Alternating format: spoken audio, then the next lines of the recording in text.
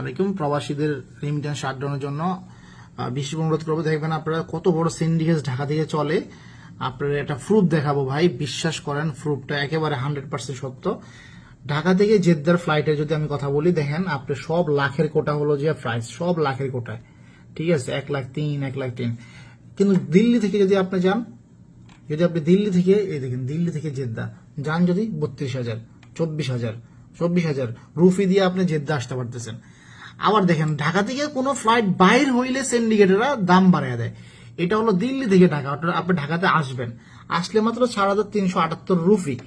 আর যদি ঢাকা থেকে বাড়ান, ঢাকা থেকে বাইর হন, ঢাকা থেকে দিল্লি, এবার ঢাকা থেকে আপনি দিল্লি যাবেন, কত দিতে হবে আপনাকে? দেখেন একটা বিজনেস 55,000 আছে, আমি নর্মাল গুলো দিলাম 15,000 16,000 16,000।